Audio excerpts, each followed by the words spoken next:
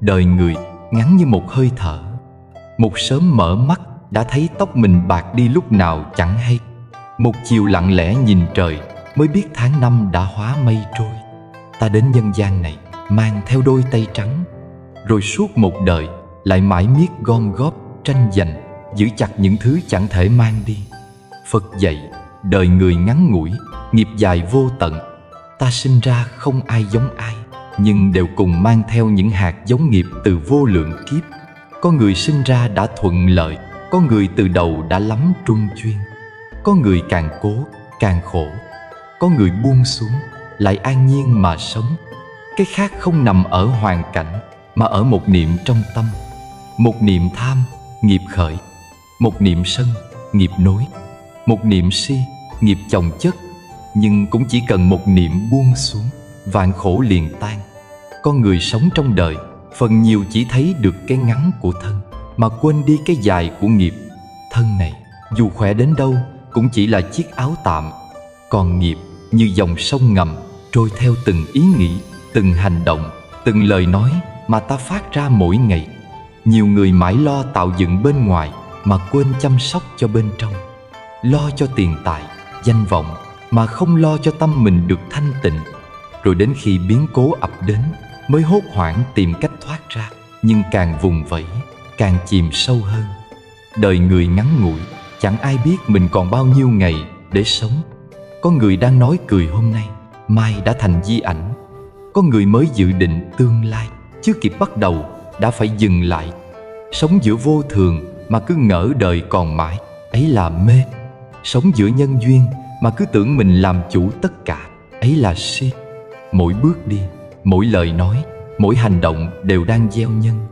Hôm nay ta thấy việc nhỏ, nhưng mai này khi quả chín mới thấy sức nặng của từng niệm mình đã khởi. Người đời thường sợ nghiệp nhưng lại không sợ tâm, sợ quả nhưng chẳng biết gốc là nhân.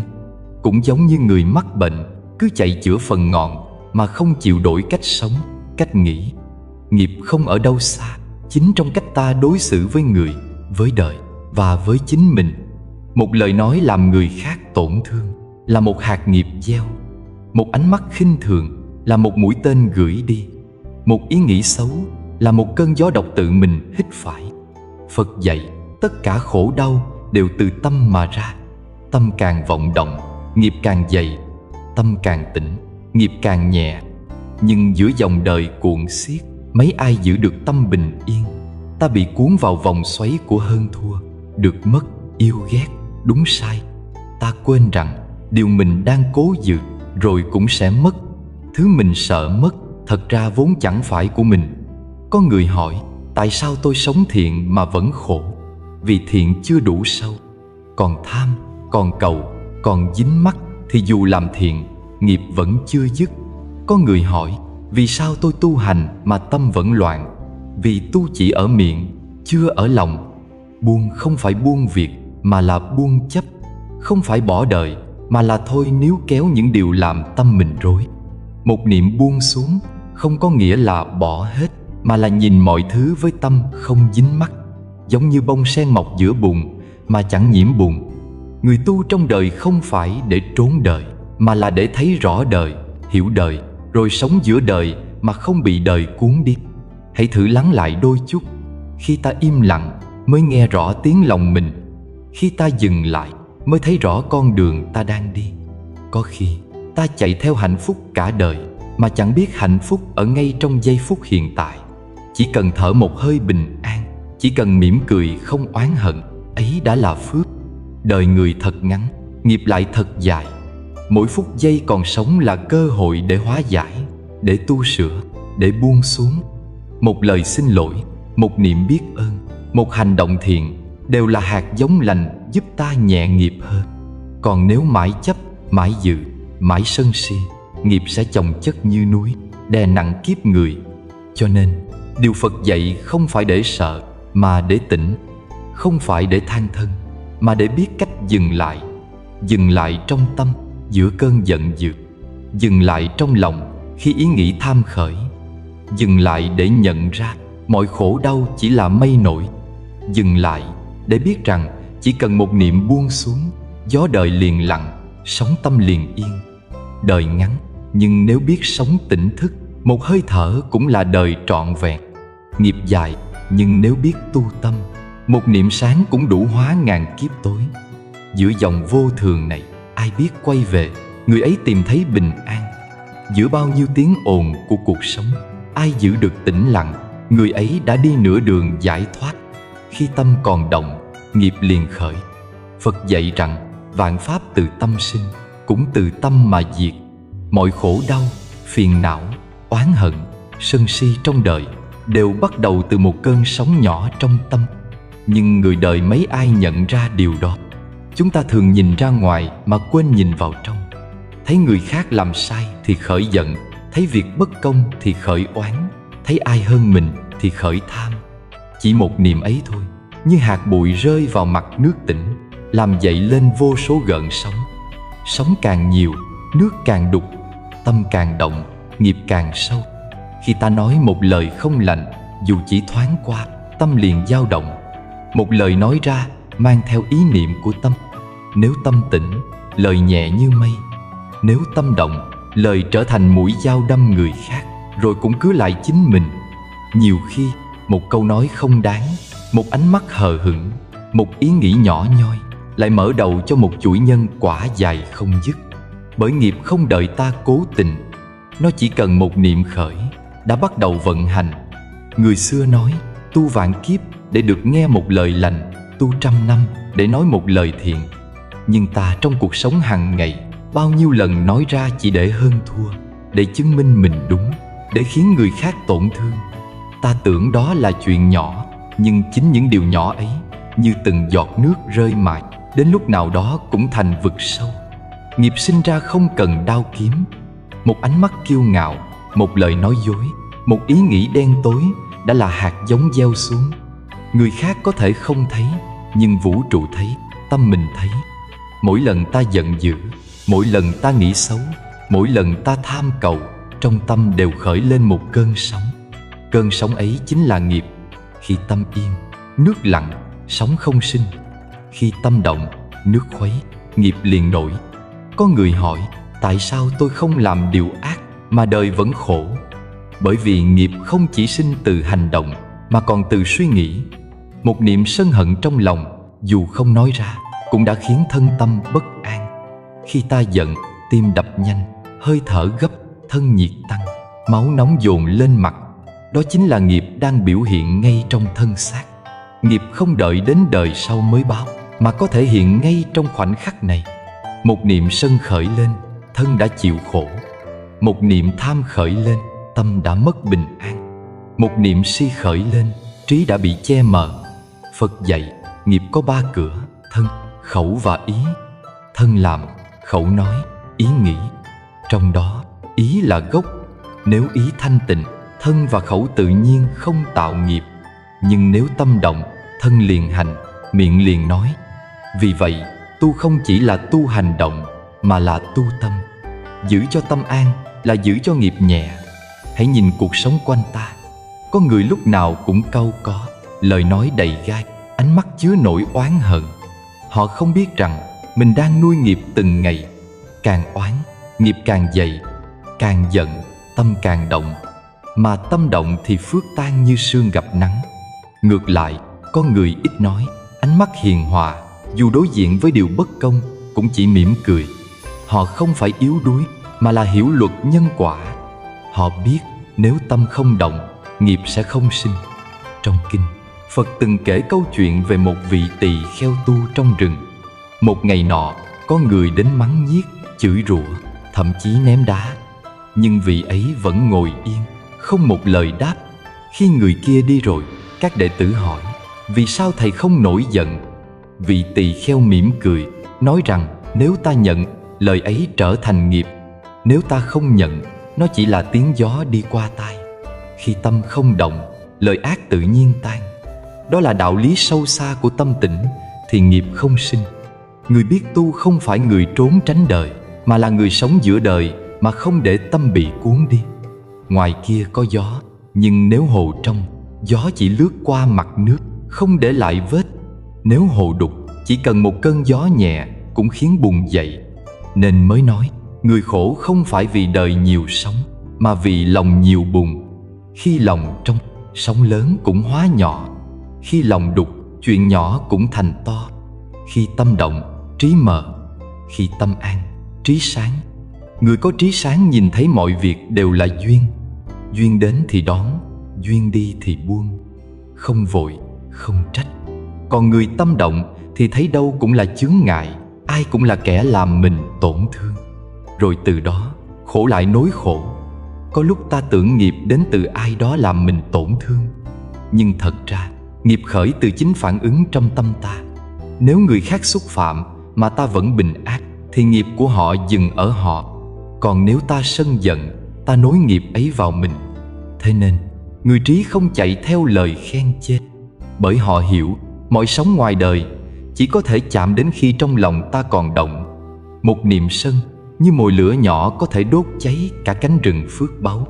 Một niệm tham như giọt nước mặn làm đục cả hồ tâm. Một niệm si như mây đen che lấp ánh trăng trí tuệ. Ta tưởng những niệm ấy vô hại, nhưng mỗi lần để chúng sống lâu trong lòng, chúng lớn lên như dây leo, quấn quanh tâm trí, khiến ta không còn thấy rõ chính mình.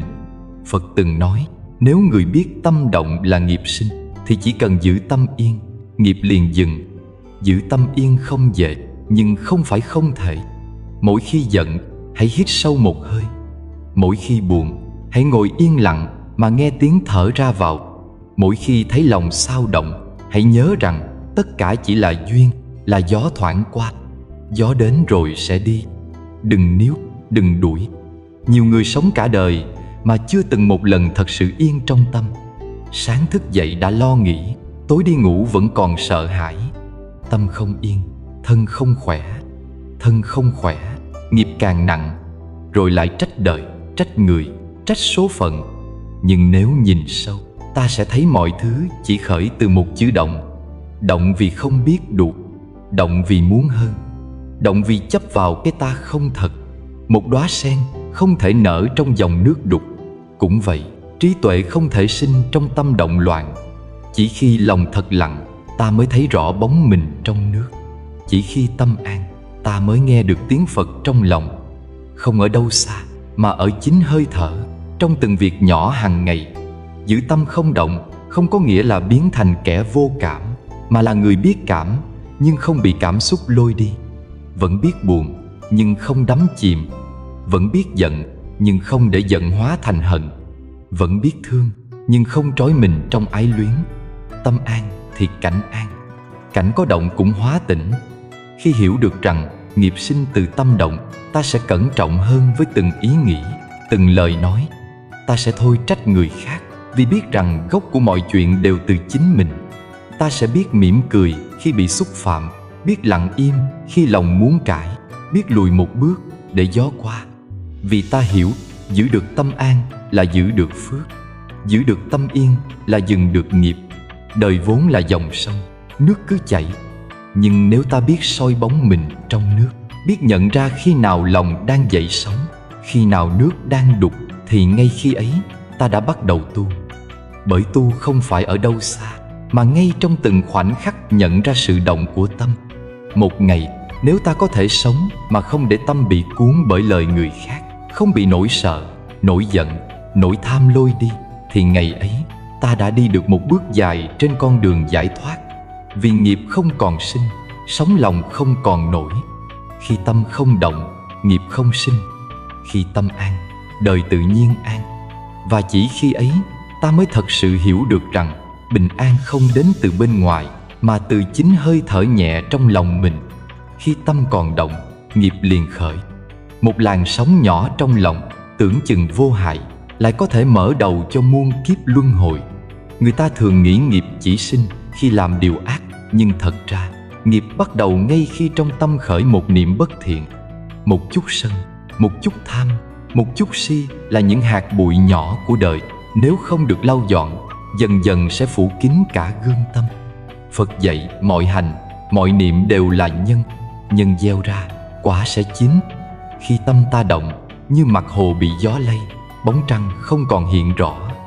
Mất đi sự tĩnh lặng ấy, ta không còn thấy được chân tướng của sự việc, chỉ thấy hình bóng méo mó do tâm mình tạo ra. Người xúc phạm ta, ta giận. Việc trái ý ta, ta khổ. Nhưng nếu soi lại, ta sẽ thấy cái làm ta khổ không phải người, không phải việc, mà là tâm ta đang động. Trong từng khoảnh khắc, lời ta nói, việc ta làm, ý ta nghĩ đều đang gieo một hạt giống vào ruộng nghiệp. Một hạt thiện, một hạt ác, một hạt si mê, tất cả đều nằm đó, chờ đủ duyên mà nảy mầm. Khi ta vui mà khởi lòng thương, hạt phước được gieo. Khi ta giận mà khởi niệm sân, hạt khổ được sinh. Không ai bắt ta phải tạo nghiệp, chính tâm ta là người mở cửa cho nó bước vào. Người trí biết nhìn lại tâm mình. Mỗi khi có ai làm trái ý, họ không vội giận mà tự hỏi trong ta, điều gì đang bị chạm tới. Chính câu hỏi ấy là khởi đầu của trí tuệ. Vì khi ta nhận ra sự động trong tâm, ta có thể ngừng lại, không để nghiệp sinh thêm. Còn khi ta mù mờ mà phản ứng theo bản năng, lời chưa kịp nghĩ đã thành mũi tên, hành động chưa kịp tỉnh đã thành lỗi lầm.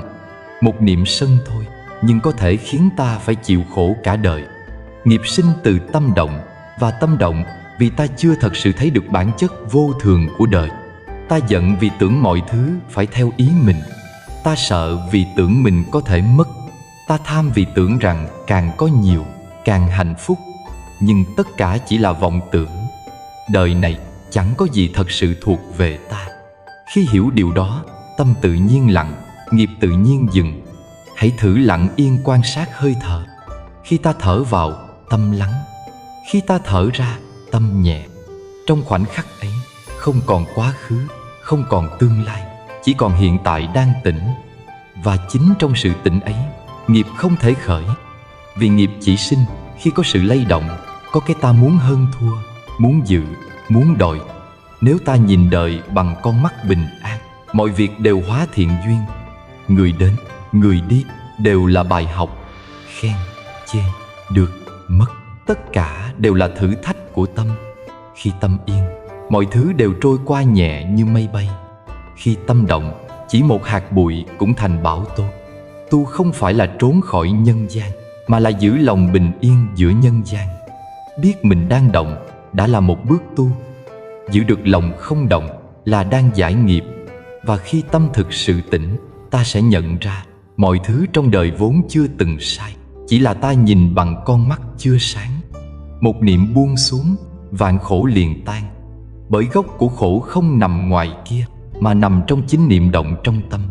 Hiểu được điều này, ta đã bước qua nấc đầu tiên trên con đường giải thoát khỏi nghiệp.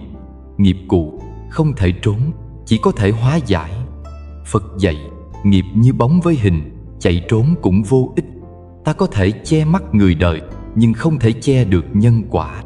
Mọi việc ta đã làm, mọi lời ta đã nói, mọi niệm ta đã khởi, tất cả đều được khắc vào dòng chảy của nghiệp, như sóng nối sóng trong đại dương, không mất đi, chỉ chờ thời điểm để dâng lên. Con người thường sợ nghiệp vì nghĩ rằng là định mệnh không thể thay đổi. Nhưng Phật không dạy ta sợ. Phật dạy ta hiểu và chuyển hóa. Bởi nghiệp không cố định. Nếu nghiệp cố định, tu hành còn có nghĩa gì? Nếu nghiệp đã định sẵn, sao Phật lại dạy ta buông bỏ, sám hối, hành thiện? Chính vì nghiệp có thể đổi, nên con người mới có thể giác ngộ. Khi ta đổi tâm, nghiệp đổi theo. Khi tâm thiện, đường đời tự nhiên sáng. Có những người trong đời gánh nặng khổ đau. Họ oán trời, oán người, oán số phận. Nhưng càng oán, nghiệp càng dày. Càng trốn, nghiệp càng đuổi. Bởi nghiệp không nằm bên ngoài, mà nằm trong chính tâm thức của ta. Mỗi lần oán hận, ta lại chồng thêm một lớp nghiệp mới lên nghiệp cũ, khiến sợi dây nhân quả càng thêm chằng chịt. Chỉ khi ta dừng lại, nhìn sâu vào những gì mình đã tạo, nhận lỗi mà sửa, tâm mới có thể mở ra con đường hóa giải. Người biết tu không hỏi vì sao tôi khổ, mà tự hỏi tôi đã gieo gì để giờ phải gặt như thế. Câu hỏi ấy là chìa khóa mở cánh cửa giác ngộ. Vì khi ta chịu nhìn lại, ta đang bước ra khỏi vòng trốn chạy. Khi ta nhận ra, ta bắt đầu chuyển hóa. Có một câu chuyện xưa kể rằng, thuở Đức Phật còn tại thế, có một người thợ săn.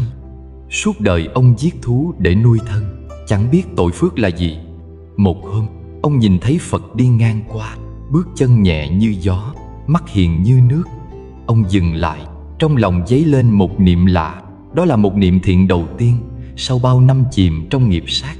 Ông buông cung, đến đảnh lễ, xin được nghe pháp. Phật nhìn ông, mỉm cười. Tội không ở ngoài mà ở trong tâm. Khi tâm dừng ác, tội liền tan.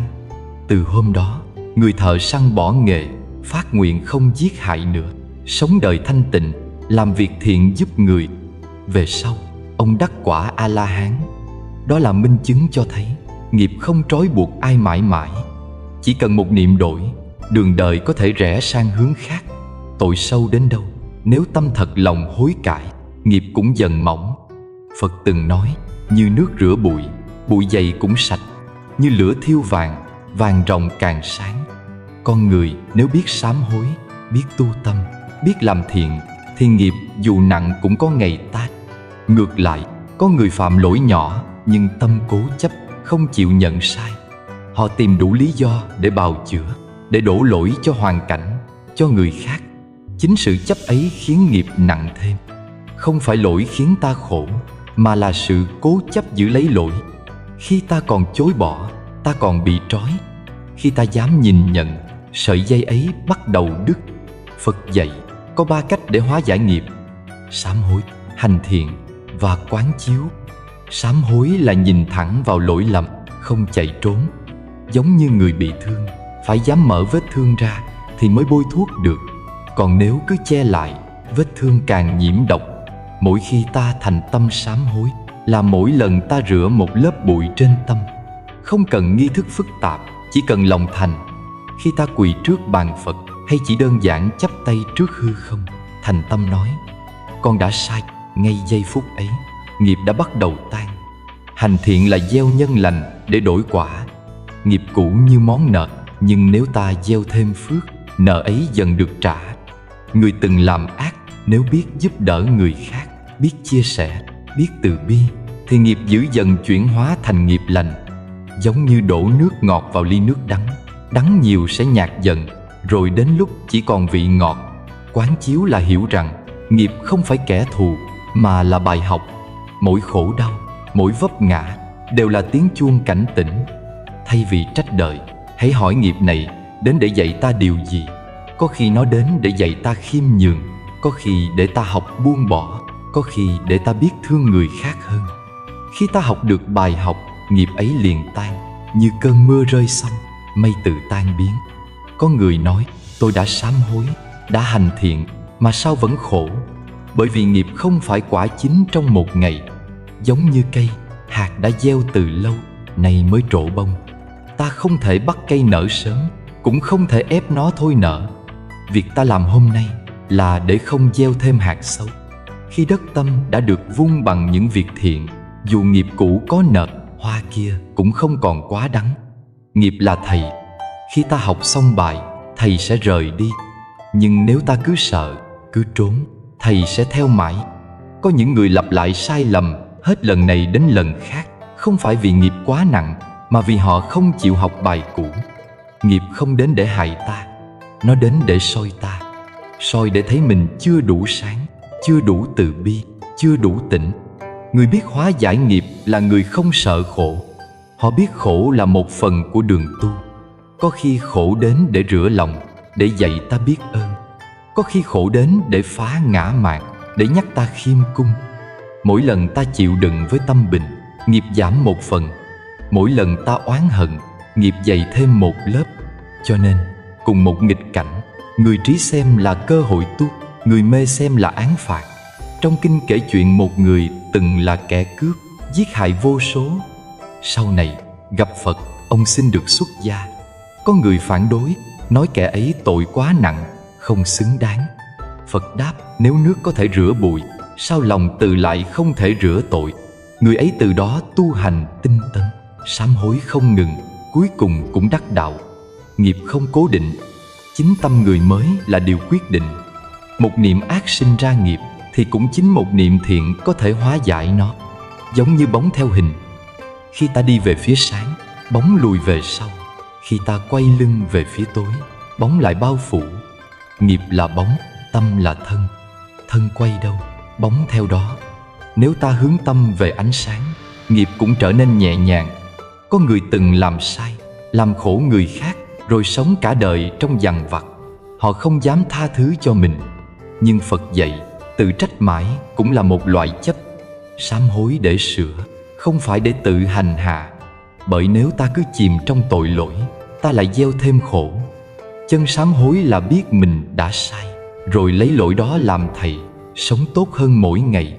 Khi ta hiểu rằng nghiệp cũ không thể trốn, chỉ có thể hóa giải, ta sẽ thôi sợ. Bởi sợ là vô minh, mà hiểu là trí. Ta sẽ không còn hỏi tại sao tôi khổ, mà chỉ thầm nói cảm ơn nghiệp đã đến để tôi tỉnh ra. Và chính khi ta tỉnh, nghiệp tan như khói mờ trong nắng sớm. Đời người ai cũng có nghiệp, nhưng người biết tu là người biết biến nghiệp thành phước, biến khổ thành bài học, biến sai lầm thành con đường tỉnh thức. Vì rốt cuộc nghiệp không trói ta, chỉ tâm ta tự trói mình. Khi tâm an, nghiệp nhẹ. Khi tâm sáng, bóng mờ không còn. Một người từng phạm sai lầm, biết ăn năn, biết sửa, biết sống thiện lành, thì nghiệp dữ dần hóa thành nghiệp lành. Tâm như đất, nghiệp như mưa.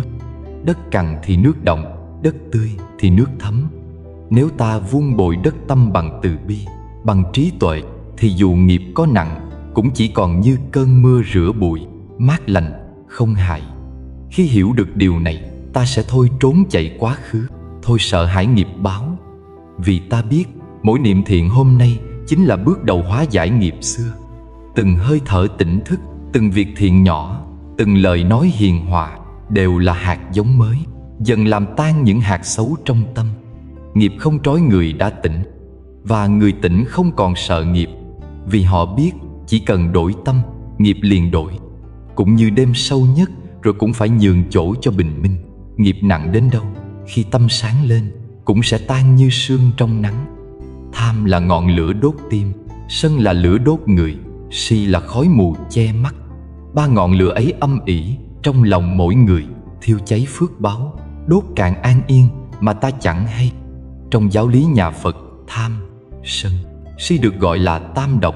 Ba thứ độc tố giết dần tâm thiện, khiến con người mãi trôi lăn trong vòng sinh tử. Người đời sợ lửa ngoài, nhưng lửa trong mới là thứ nguy hiểm nhất.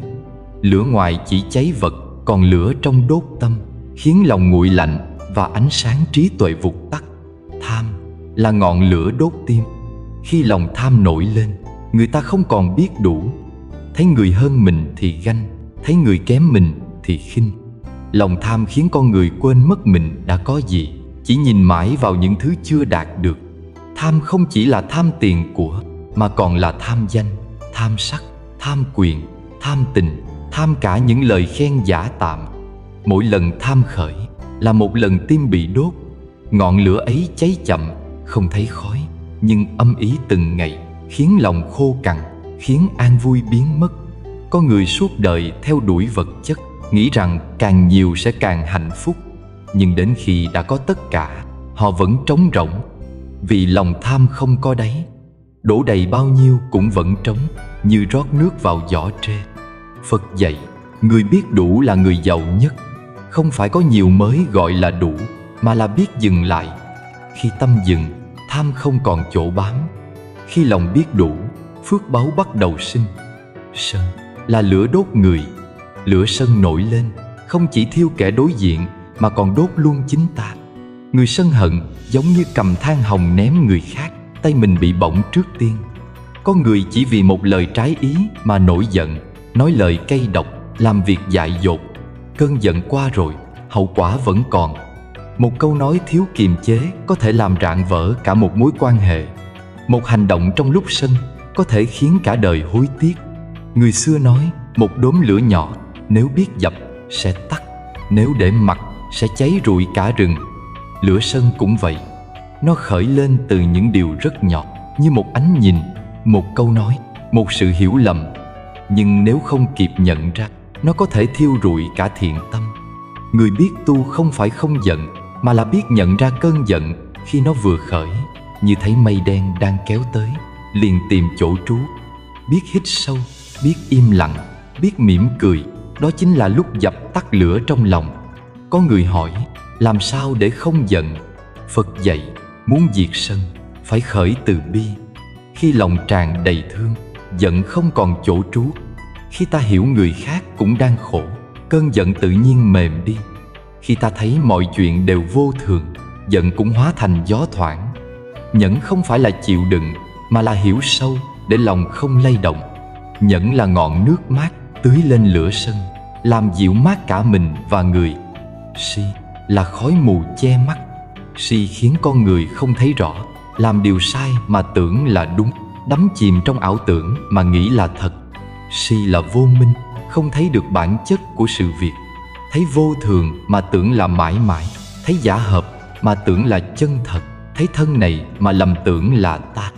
Từ si sinh ra tham, từ tham sinh ra sân, rồi ba độc xoay vòng tạo nên khổ. Người si mê thường cho rằng chỉ cần nắm giữ là hạnh phúc, nhưng càng nắm càng mất. Giống như cố giữ một nắm cát, càng siết chặt, cát càng rơi ra nhiều. Khi tâm si, con người sống bằng ảo tưởng, bằng chấp niệm. Họ tin vào lời khen, sợ lời chê, bám vào hình bóng, bám vào quyền lực. Khi những thứ đó mất đi, họ khổ, vì họ tưởng đó là chính mình. Phật dạy, không có gì là ta, không có gì là của ta. Thân này, danh này, tài này, tất cả chỉ là duyên hợp, đến rồi đi như mây trời. Khi hiểu được điều đó, màn sương si bắt đầu tan, và ánh sáng trí tuệ bắt đầu chiếu rọi. Tham, sân, si là ba ngọn lửa thiêu đốt phước báu con người. Mỗi lần ta để một trong ba ngọn lửa ấy bốc lên, phước đức tích lũy liền bị đốt sạch. Giống như một căn nhà được dựng bằng công sức bao năm, chỉ cần một tia lửa, phút chốc thành tro. Nhiều người tu cả đời, làm bao việc thiện, nhưng chỉ vì một niệm sân mà mất hết công đức. Cũng như nấu ăn, chỉ cần một giọt độc rơi vào, cả nồi canh không còn ăn được. Cho nên, tu là phải tu tâm trước hết. Giữ cho tâm không tham, không sân, không si, ấy là giữ cho phước báu không bị thiêu rụi. Có người nói, tôi làm thiện, sao vẫn khổ? Bởi vì làm thiện là gieo phước, nhưng nếu tâm còn tham, sân, si, phước chưa kịp sinh đã bị đốt. Cây vừa nảy mầm mà gặp lửa, làm sao xanh nổi? Cho nên, trước khi hành thiện, phải dập lửa trong lòng. Dập bằng chánh niệm, bằng tỉnh thức, bằng từ bi. Khi lòng bình, thiện mới sinh. Khi tâm tịnh, phước mới đầy. Phật dạy, tham là do không biết đủ, sân là do không biết thương, si là do không biết thật. Ba cái không biết ấy khiến ta lạc lối. Muốn buông khổ, phải học biết. Biết mình đang tham, biết mình đang giận, biết mình đang si mê. Chỉ cần biết thôi, lửa liền yếu đi. Bởi ánh sáng của nhận biết là ngọn nước làm dịu tam độc. Người trí không sợ tam độc, họ chỉ sợ không nhận ra tam độc trong mình. Có khi ta thấy người khác tham, sân, si, mà không thấy chính ta cũng đang vậy. Thấy ai giận liền chê, thấy ai tham liền khinh, mà không biết chính mình đang sân trong sự chê ấy. Nhận ra được tam độc trong mình là bước đầu của tu tập. Tham, sân, si không tự mất, nó chỉ tan khi ta đủ sáng. Giống như đêm không thể bị xua đi bằng gạch, chỉ khi mặt trời lên, bóng tối tự rút. Mặt trời ấy là trí tuệ, là chánh niệm, là lòng từ bi. Khi ta thắp sáng tâm mình, ba ngọn lửa kia sẽ tự tắt. Người tu không phải là người không còn tham, sân, si, mà là người biết nhận ra nó khi nó khởi. Khi thấy tham, mỉm cười, không chạy theo. Khi thấy sân, hít sâu, lặng lẽ nhìn. Khi thấy si, chiếu soi bằng trí tuệ. Mỗi lần nhận ra là một lần tâm sáng hơn. Đời người ngắn, nhưng khổ thì dài. Mà khổ ấy không ở đâu xa, chính do ba ngọn lửa trong lòng thiêu đốt. Muốn hết khổ, không cần chạy trốn đời, chỉ cần dập tắt lửa trong tâm. Khi lửa trong tắt, gió ngoài không thể thổi. Khi lòng yên, cảnh đời dù giông bão cũng không làm ta động. Người học Phật trước hết phải học làm người biết đủ, biết thương, biết tình. Biết đủ để tham không sinh, biết thương để sân không khởi, biết tịnh để si không còn. Khi ba điều ấy hợp lại, tự khắc lửa trong lòng tắt. Khi lửa tắt, khói tan, tâm sáng, đời người trở nên nhẹ như mây. Phước báu không ở đâu xa, Nó nằm trong từng hơi thở bình an, trong từng ý niệm thiện lành. Mỗi khi ta dập một cơn giận, phước tăng một phần. Mỗi khi ta thôi tham, phước lại dày thêm. Mỗi khi ta thấy rõ si mê, phước liền nảy nở. Người giữ được tâm bình là người đang giữ kho báu vô hình. Vì phước không do trời ban, mà do chính lòng ta tạo. Cho nên, muốn buông khổ, đừng tìm đâu xa. Hãy nhìn vào lòng mình. Nếu còn lửa, hãy học cách dập. Dập bằng hiểu biết, dập bằng thương yêu, dập bằng im lặng và tỉnh thức. Khi lửa trong lòng tắt, ánh sáng tự soi, đường đời tự nhiên sáng, và phước báu lại nở hoa trên bước chân ta đi. Trong cuộc đời, có những nỗi khổ không đến từ hoàn cảnh, mà đến từ chính một niệm hơn thua trong lòng. Người đời thường mệt không phải vì việc nặng, mà vì tâm muốn chứng minh. Càng muốn chứng minh mình đúng, càng lạc xa bình an. Càng muốn hơn người, càng rời khỏi chính mình. Một niệm tranh, tâm liền động. Một niệm buông, lòng liền sáng. Từ nhỏ, ta đã được dạy phải phấn đấu, phải cố gắng để hơn người khác. Hơn trong học hành, hơn trong công việc, hơn trong lời nói, hơn cả trong tình cảm. Cứ thế, cái hơn thua len lỏi vào từng suy nghĩ, từng hành động. Ta không nhận ra rằng mỗi lần muốn hơn người là mỗi lần tự đặt mình trong so sánh. Mà nơi nào có so sánh, nơi ấy có khổ đau. Vì so sánh là gốc của bất mãn, là mầm của tự ti và kiêu mạn. Có người mang trong lòng niềm tin rằng chỉ khi chiến thắng mới được tôn trọng. Nhưng họ không biết có những cuộc thắng khiến người ta kiệt sức, có những cuộc hơn khiến lòng người trống rỗng. Hơn để làm gì khi sau mỗi lần thắng chỉ còn lại sự mệt mỏi và cô đơn.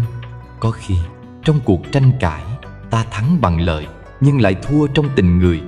Có khi trong công việc ta thắng người khác bằng mưu trí nhưng thua chính mình trong lặng lẽ của tâm. Phật dạy người trí không tranh. Không phải họ không biết lý lẽ, mà vì họ hiểu rằng tranh để làm gì khi chân lý vốn chẳng nằm trong lời. Mỗi người đều nhìn cuộc đời bằng một cánh cửa khác nhau. Cánh cửa của người nông dân không giống cánh cửa của người học sĩ. Cánh cửa của người khổ đau không giống của người đang vui. Khi ta ép người khác phải thấy giống mình là ta đã vô tình phủ nhận thế giới trong họ. Còn khi ta muốn chứng minh mình đúng là ta đã quên mất rằng đúng không làm ta hạnh phúc, chỉ hiểu mới khiến lòng yên. Càng tranh càng khổ. Vì tranh là cách ta giữ lấy ngọn lửa trong lòng. Ngọn lửa ấy có thể nhỏ khi mới bắt đầu, nhưng khi hai bên cùng thổi, nó thành bão. Lời nói càng nhiều, lòng càng xa. Người khôn không phải là người thắng trong mọi cuộc đối đáp, mà là người biết dừng trước khi lửa bốc. Biết một bước lùi là một bước bình an. Biết nhường một câu, giữ trọn hòa khí. Có những cuộc tranh không cần bắt đầu đã biết kết cục, vì chẳng ai thực sự thắng cả. Một người thua thể diện, người kia thua tâm an. Sau cùng, cả hai đều mang trong lòng chút bất mãn. Trong mối quan hệ vợ chồng, cha con, bạn bè, tất cả chỉ một niệm hơn thua cũng đủ tạo ra rạn nứt. Mà thứ nứt vỡ trong lòng không dễ hàn gắn bằng lời xin lỗi. Có khi chỉ một câu muốn chứng minh mình đúng lại làm mất một người thật lòng thương ta. Buông một niệm hơn thua không phải là yếu đuối, mà là trí tuệ. Vì người trí biết rằng thắng thua chỉ tồn tại trong thế gian tạm bợ, còn bình an là thứ tồn tại trong tâm. Khi lòng yên, dù bị hiểu lầm cũng không thấy cần giải thích. Khi tâm sáng, dù người khác nói sai cũng không thấy cần chứng minh. Giống như mặt gương, dù ai có soi vào với gương mặt méo mó, hình ảnh phản chiếu vẫn không làm gương méo theo. Một niệm buông xuống thì tâm liền sáng như gương. Khi lòng thôi muốn hơn, gánh nặng liền rơi. Ta nhận ra bấy lâu nay chính cái muốn hơn ấy khiến mình mệt. Mệt vì không chịu thua, mệt vì sợ mất, mệt vì muốn được công nhận. Nhưng thật ra không có ai bắt ta tranh cả, chỉ là ta tự kéo mình vào cuộc. Buông được mới thấy đời vốn nhẹ. Người không tranh không phải vì họ không có khả năng, mà vì họ đã thấy rõ bản chất của tranh chấp. Họ hiểu rằng mọi sự hơn thua đều bắt nguồn từ chấp ngã. Khi cái tôi lớn, ta muốn bảo vệ nó bằng mọi giá. Bị ai nói sai, liền phản ứng. Bị ai chê, liền chống trả. Nhưng tôi ấy chỉ là tạm bợ, là một khối tập hợp của thân, tâm, cảm xúc, ký ức. Khi hiểu điều đó, còn gì để tranh? Khi thấy thân này rồi cũng già, danh này rồi cũng tàn, lời nói hôm nay rồi cũng bay đi theo gió, mọi cuộc hơn thua liền trở nên nhỏ bé. Buông một niệm không phải là buông tất cả, chỉ là thôi chất, thôi dược. Khi ai đó nặng lời, ta không nhất thiết phải im lặng vì sợ, mà là im lặng vì hiểu. Hiểu rằng người đang giận cũng là người đang khổ. Hiểu rằng mình không cần góp thêm một ngọn lửa vào đám cháy. Có khi chỉ một sự im lặng nhẹ nhàng đã đủ cứu vãn cả một cơn bão. Có khi chỉ một nụ cười đã hóa giải hàng ngàn oán khí. Trong kinh, Phật từng kể câu chuyện về hai người cãi nhau trên sông. Một người nói nước lạnh, người kia nói nước ấm. Họ tranh mãi, cuối cùng ngã xuống sông và bị cuốn trôi. Phật nói, con người cũng vậy, cãi để chứng minh, mà quên rằng cả hai đều đang đứng trong dòng nước vô thường. Dòng nước ấy không dừng lại để ai thắng, cũng chẳng chờ ai giải thích. Nó chỉ cuốn trôi tất cả, như thời gian cuốn trôi tuổi trẻ, như cuộc đời cuốn trôi mọi hơn thua. Buông là nghệ thuật sống, là học cách đi qua đời mà không vướng vào đời, là nhìn thấy tất cả mà không để tâm bị cuốn vào bất cứ thứ gì. Người càng buông càng sáng, người càng cố giữ càng chìm sâu. Giống như nước, càng lặng càng trong, càng động càng đục. Có người hỏi, buông hết thì còn gì để sống? Thật ra, buông không phải là bỏ, mà là thấu hiểu. Khi hiểu rõ điều gì nên giữ, điều gì nên thả, ta mới thật sự sống. Giữ lòng thiện, giữ niềm tin, giữ sự chân thành, đó là giữ. Buông hơn thua, buông cố chấp, buông tự ái, đó là buông. Giữ và buông như hai cánh của một con chim, thiếu một bên đều không thể bay. Một niệm hơn thua nhỏ thôi cũng có thể làm tâm ta vẫn đục. Như ly nước trong, chỉ cần một giọt mực đã thành đục. Nhưng chỉ cần buông, ly nước ấy sẽ được thay bằng dòng nước mới, trong lành hơn, tĩnh lặng hơn. Mỗi ngày ta chỉ cần học buông thêm một chút, như buông một lời tranh cãi, buông một ý muốn chứng minh, buông một lần cần phải thắng. Lâu dần tâm tự nhiên sáng. Người biết buông là người hiểu rằng thế gian vốn vô thường. Hôm nay ta đúng, mai có thể sai. Hôm nay người kia sai, mai có thể đúng. Cái đúng của hiện tại chỉ là cái đúng trong một khoảnh khắc. Nếu cố giữ, chỉ làm lòng thêm chật. Khi nhìn rộng hơn, ta thấy chẳng còn ai đúng, ai sai. Chỉ còn những bài học để cùng trưởng thành. Hơn thua, rốt cuộc cũng chỉ là trò chơi của bản ngã. Khi tâm nhỏ, mọi chuyện đều lớn. Khi tâm rộng, mọi chuyện đều nhỏ. Người càng tu, càng thấy chẳng có gì để tranh. Vì tất cả đều đang theo luật nhân duyên vận hành. Ai đúng ai sai, thời gian sẽ trả lời, không cần ta phải gắng gượng chứng minh. Học buông một niệm hơn thua là học bước ra khỏi vùng khổ, là học cách thắp sáng trí tuệ giữa những lời hơn kém. Khi ta đủ sáng, mọi tranh cãi tự nhiên tan. Giống như khi đèn bật lên, bóng tối không cần đuổi, nó tự rút. Khi tâm tĩnh, lời nói tự hiền. Khi lòng sáng, mọi người xung quanh cũng cảm được bình an. Buông một niệm hơn thua là buông đi khổ. Khi không còn muốn thắng, lòng liền thắng chính mình. Khi không còn cần chứng minh, sự thật tự hiển lộ. Và khi tâm không còn vướng, ánh sáng trí tuệ chiếu rọi khắp nơi, như gương sáng phản chiếu tất cả mà chẳng giữ gì cho riêng mình. Một niệm buông xuống, tâm sáng như gương. Một lòng biết đủ, đời liền an. Khi không tranh, mọi thứ tự nhiên yên vị. Khi không muốn hơn, gió đời cũng thôi thổi mạnh. Cả thế gian trở nên nhẹ, vì trong lòng ta đã không còn gánh nặng nào phải mang. Trong dòng đời trôi chảy, oán hận là một cục đá nặng mà con người thường mang theo. Có người ôm nó suốt đời, nặng đến mức không thể thở nổi, nhưng vẫn không chịu buông. Vì họ nghĩ rằng buông là thua. Họ nghĩ rằng tha thứ là dung túng cho kẻ khác. Nhưng kỳ thực, oán hận không giết được ai, chỉ khiến chính mình hao mòn. Giống như uống thuốc độc để mong người khác đau, cuối cùng chỉ thân mình chịu tổn thương. Phật dạy, tất cả những gì ta chấp đều sẽ trở thành xiềng xích, mà oán hận chính là sợi xích dày nhất, rỉ sét nhất, bám sâu nhất vào tâm con người. Khi bị tổn thương, con người tự nhiên muốn phản kháng. Khi bị phản bội, muốn trả đũa. Khi bị xúc phạm, muốn chứng minh. Nhưng càng phản ứng, ngọn lửa oán càng cháy lớn. Nó thiêu rụi lòng từ bi, đốt cạn niềm vui sống, làm khô cạn cả nguồn thiện trong tâm. Có người từng nói, tôi không thể quên được người đã làm tôi đau. Nhưng thật ra, chính vì ta không quên, nên ta tiếp tục tự làm mình đau mỗi ngày. Kẻ kia có thể đã quên ta từ lâu, sống cuộc đời riêng của họ, còn ta vẫn ngồi lại trong căn phòng u tối của hận thù, tự thắp lửa đốt mình. Bao năm trôi qua, người khiến ta khổ có thể đã mỉm cười, còn ta vẫn chưa nguôi giận. Như thế, chẳng phải ta đã tự trao quyền làm khổ mình cho họ sao? Oán hận là mũi tên hai đầu. Một đầu hướng ra ngoài, tưởng như để trả lại người khác, nhưng đầu còn lại luôn cắm sâu vào tim mình. Khi giữ oán, thân ta chịu khổ, tâm ta nặng nề, hơi thở cũng chẳng còn thông dong. Người oán càng lâu, ánh mắt càng tối, giọng nói càng trầm, dáng đi càng mệt. Không phải vì họ yếu, mà vì họ đã để oán chất đầy trong ngực. Phật từng hỏi các đệ tử, nếu có người tặng con một món quà mà con không nhận, món quà ấy thuộc về ai? Các đệ tử đáp, thuộc về người tặng. Phật mỉm cười, đúng vậy. Vậy khi ai đó xúc phạm con, nếu con không nhận lời ấy vào lòng, nó vẫn thuộc về họ. Còn nếu con nhận, thì khổ thuộc về con. Lời dạy ấy đơn giản mà thâm sâu. Hận không sinh từ người khác, hận sinh từ tâm ta dự.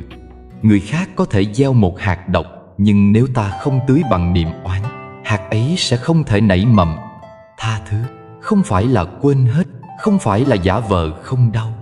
Tha thứ là nhìn rõ nỗi đau ấy, rồi không để nó chi phối ta nữa. Là nhìn người kia không còn bằng con mắt căm hận, mà bằng con mắt hiểu họ cũng đang khổ. Vì chỉ có người khổ mới làm khổ người khác. Khi hiểu được điều này, lòng tự nhiên mềm lại. Không còn trách, không còn đòi, chỉ còn thương. Thương cho người đã đánh mất chính mình trong cơn vô minh. Tha thứ không phải tha cho người khác, mà là giải thoát cho chính mình. Vì oán hận là chiếc khóa giam ta trong ngục tối của quá khứ. Mỗi khi nhớ đến chuyện cũ, tâm lại dậy sóng. Mỗi lần thấy người kia, lòng lại bốc lửa. Cứ thế, ta sống mãi trong một khoảnh khắc đau, không thể bước ra. Tha thứ chính là mở cửa để tự mình bước ra khỏi nhà tù ấy. Không ai khác có thể làm điều đó thay ta. Người biết tha thứ không phải vì họ ngây ngô, mà vì họ tỉnh. Họ nhận ra rằng giữ hận chẳng thay đổi được quá khứ, chỉ làm hiện tại thêm khổ. Có những người bị tổn thương sâu sắc, nhưng sau cùng họ lại chọn mỉm cười. Không phải vì họ quên, mà vì họ hiểu rằng mình xứng đáng với sự bình yên hơn là với cơn giận. Họ hiểu rằng tha thứ là con đường duy nhất để hàn gắn chính mình. Có câu chuyện về một người tù bị giam nhiều năm vì oan ức. Khi được thả ra, người ta hỏi, ông có oán kẻ đã hại mình không? Ông cười, nếu tôi còn oán, chẳng phải tôi vẫn đang ở trong tù sao? Câu nói ấy khiến bao người thức tỉnh. Thân có thể rời ngục, nhưng tâm nếu còn hận, vẫn là tù nhân. Oán hận khiến người ta mù quáng. Khi hận, ta chỉ muốn người kia đau như ta. Nhưng khi họ đau, ta có thật sự vui không? Lúc ấy, lòng ta cũng đang rung lên cùng họ. Oán không bao giờ làm vơi nỗi khổ, chỉ khiến nó lan rộng. Giống như lấy lửa chữa lửa, kết cục chỉ còn tro tàn. Có người hỏi, nếu người khác làm sai, tại sao ta phải tha thứ? Câu trả lời là, vì tha thứ không phải là tha cho lỗi lầm của họ, mà là tha cho tâm mình khỏi bị giam trong lỗi lầm ấy. Không tha, ta mang họ theo. Tha, ta được đi một mình mới nhẹ. Có những vết thương không cần chữa, chỉ cần không chạm nữa là lành. Oán hận cũng vậy, càng khơi càng đau. Hãy để gió của thời gian thổi qua, bụi ký ức rồi cũng sẽ lắng. Đôi khi, im lặng là cách trả lời sâu sắc nhất cho một nỗi đau. Vì khi ta im, lòng bắt đầu lắng lại, trí bắt đầu sáng lên. Người tu không phải không đau, chỉ là họ biết cách chuyển hóa đau thành hiểu. Biết nhìn nỗi đau như một người thầy. Mỗi người từng làm ta tổn thương đều đang dạy ta một bài học. Bài học về nhẫn, về từ, về bi, về buông. Nhờ họ, ta mới biết giới hạn của lòng mình ở đâu. Nhờ họ ta mới thấy lòng từ của ta lớn đến mức nào. Trong kinh có dạy, kẻ oán ta chính là người giúp ta tu nhanh nhất. Vì nhờ có họ, ta mới thực hành được hạnh nhẫn. Nếu ai cũng dễ thương, ai cũng tốt với ta đâu cần nhẫn nhục. Như vậy, kẻ làm ta khổ thật ra lại là người giúp ta mở lòng. Biết ơn thay vì oán hận, đó là bước chuyển hóa lớn nhất. Tha thứ không phải là hành động của một ngày, mà là một quá trình. Có thể hôm nay ta chưa thể quên, nhưng chỉ cần ta không muốn oán nữa là đã bước được một bước ra khỏi khổ. Ngày mai oán ấy sẽ nhỏ đi. 1 năm, 2 năm, nó sẽ tan dần như sương sớm trước nắng. Rồi đến một ngày, ta nhìn lại, không còn thấy gì ngoài sự bình thản. Người biết buông oán là người tự do thật sự. Họ không cần chờ ai xin lỗi, cũng không cần thấy ai đau mới thấy vui. Họ chọn yên trong lòng mình, dù bên ngoài có sóng gió thế nào. Họ hiểu rằng tha thứ là cách duy nhất để giữ cho trái tim trong sạch. Khi lòng đầy oán, dù ngồi trong cảnh đẹp, ta vẫn thấy u tối. Nhưng khi lòng đầy thương, dù đứng giữa hoang vu, ta vẫn thấy yên. Vì cảnh không làm nên tâm, tâm làm nên cảnh. Một khi ta thay đổi cách nhìn, thế giới cũng đổi thay theo. Người từng làm ta khổ, giờ lại thành một phần của bài học để ta trưởng thành. Buông một niệm oán hận, nghĩa là trả lại tự do cho chính mình. Không còn dằn vặt, không còn đeo mang. Lòng nhẹ như mây, bước chân thông dong như gió.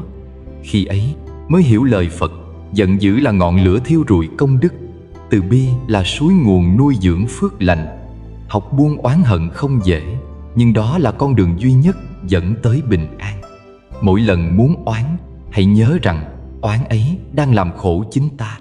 Mỗi lần muốn giận, hãy nghĩ rằng người kia cũng đang chịu khổ trong vô minh của họ. Khi hiểu, lòng liền yên. Khi thương, hận liền tan. Một niệm tha thứ, nghìn kiếp an. Một lòng bao dung, vạn nghiệp nhẹ. Hãy tập thở chậm, tập nhìn sâu, tập mỉm cười với nỗi đau. Rồi một ngày ta sẽ thấy, hóa ra kẻ từng làm ta khổ lại là người giúp ta bước gần hơn đến sự giải thoát. Vì chính trong tha thứ, ta tìm thấy Phật trong tâm mình. Trong vạn nẻo khổ của con người, sâu nhất vẫn là khổ vì chấp vào cái ta. Cái ta muốn được khen, được công nhận, được hơn người khác. Cái ta sợ bị thua, bị quên, bị tổn thương.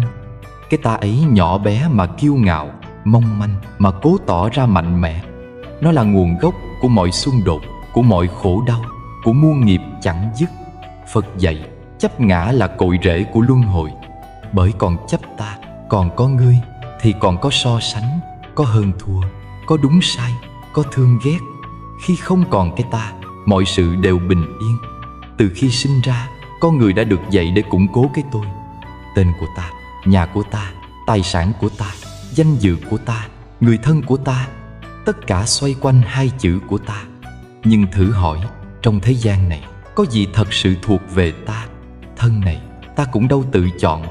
Khi sinh ra, chẳng mang gì theo. Khi đi, cũng chẳng mang được gì đi. Thế mà suốt một đời, ta dành phần lớn thời gian để bảo vệ cái không thể giữ. Vì vậy mà sinh lo, sinh sợ, sinh khổ. Khi có người khen, ta vui. Khi có người chê, ta buồn. Khi ai làm trái ý, ta giận. Khi ai hơn mình, ta ganh. Tất cả những cảm xúc đó đều sinh từ một gốc duy nhất, đó là cái ta. Nó luôn muốn mọi thứ xoay quanh mình, luôn tin rằng mình đúng, người khác sai, rằng thế giới phải vận hành theo cách ta muốn. Nhưng đời đâu phải vậy. Mọi thứ có nhân duyên, có nhân quả, có dòng chảy riêng. Khi ta cố uống dòng chảy theo ý mình, nước chỉ thêm đục, tâm chỉ thêm động. Có khi chỉ vì một lời nói của người khác mà ta mất ngủ, một ánh nhìn không như ý mà ta suy nghĩ mãi.